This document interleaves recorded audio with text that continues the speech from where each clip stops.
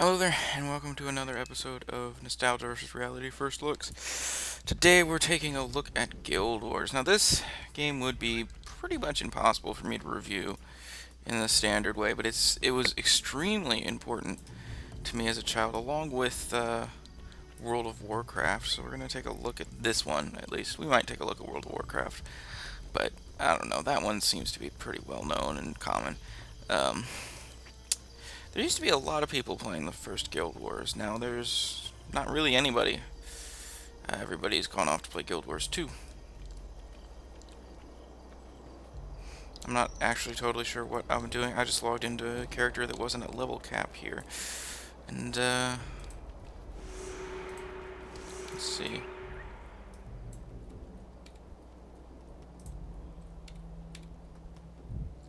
Okay. So the entire point of the original Guild Wars, maybe not the point, but the end result was that, hey, this is a free thing that's sort of like an MMO, but not really. It's really more like, it's very Diablo-esque, except obviously a different perspective. And there are a lot of intricacies to Guild Wars that I really miss in Guild Wars 2. There's, multiple classes. You have to basically stack classes in order to do whatever you want. So here I have a pretty standard necromancer monk build going on. As you can see, there is literally no one else here. I mean, part of that's because I'm sort of out in the world doing stuff. Part of that's because no one's playing this anymore. But hey, at least they're keeping the servers running. Although I seriously doubt they're going to do that forever. Here we have our hero abilities.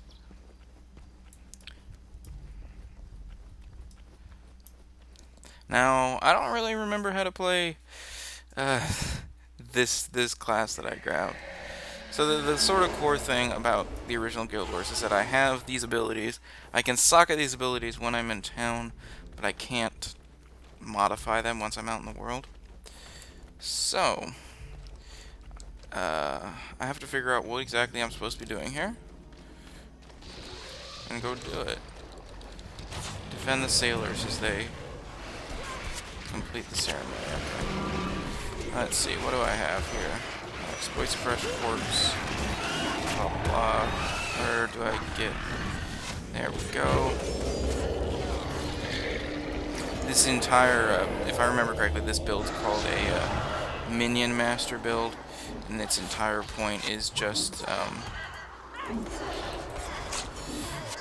is just to summon as many sort of minions as I can, as the name might imply.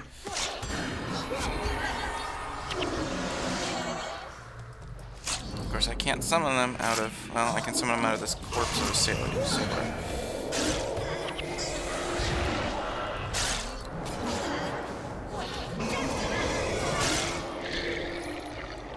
I'm not doing a very good job of defending the sailors, I'll grant you that.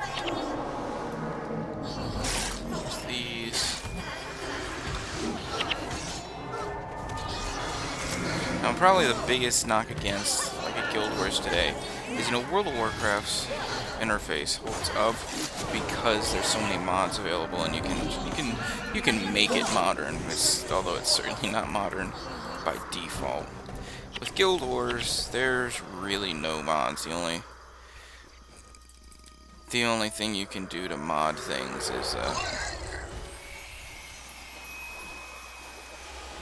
is just, you can make like this window here transparent and stuff like that. So I have, my 8 abilities here, and those are sort of the only 8 abilities I have until I go back into town.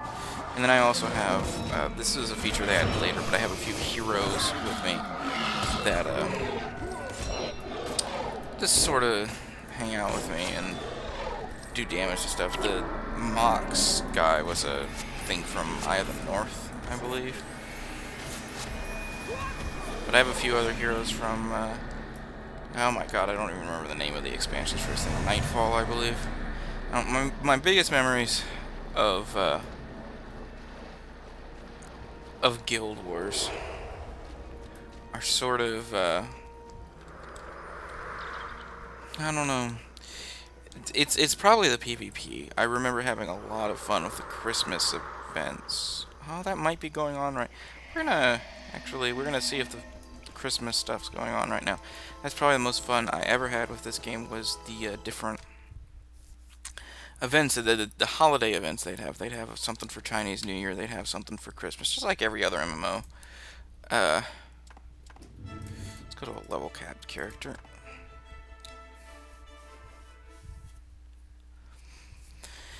And the best thing about the Christmas holiday was that they had these sort of snowball fights, and I don't think it's going on right now because there's no, I think when it was happening, like the Lion's Arch would be covered in snow. So I don't think it's going on right now. But hey, look, people. A few people. Still only one district. There used to be so many districts of people to choose from.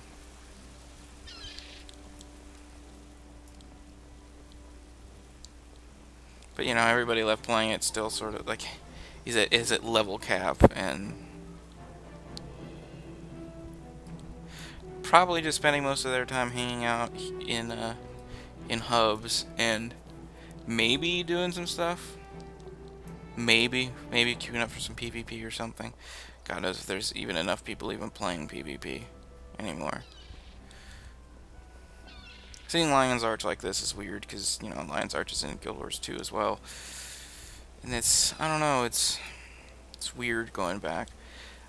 So the real reason I wanted to go back to this is because I kind of like Guild Wars, the original Guild Wars, better than I like Guild Wars 2. I don't really like how they tried to turn Guild Wars 2 into an actual MMO. Like that's sort of annoying for me.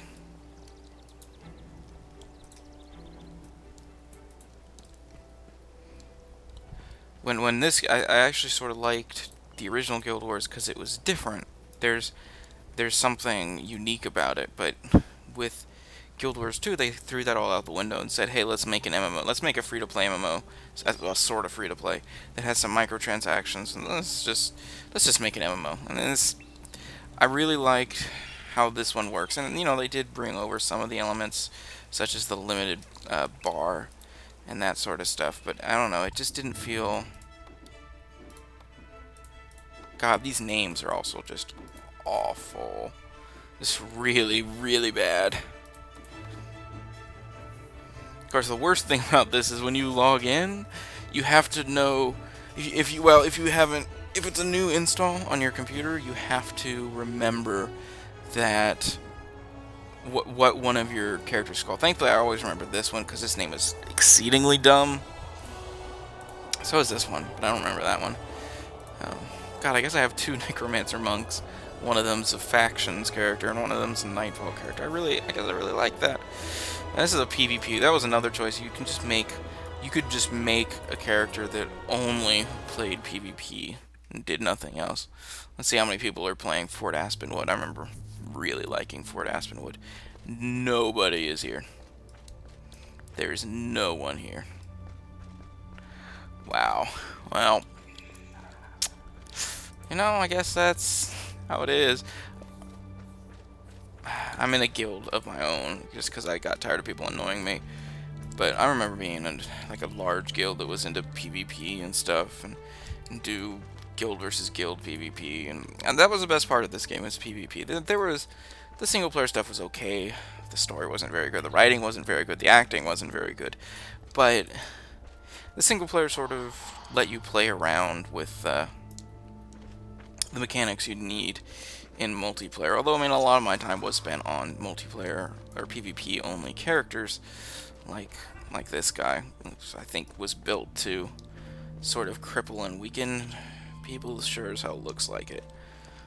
Yeah, you sprint to catch up with them, and then you can use Blackout to kill their magic, and Hamstring to cripple them. Yeah. Well,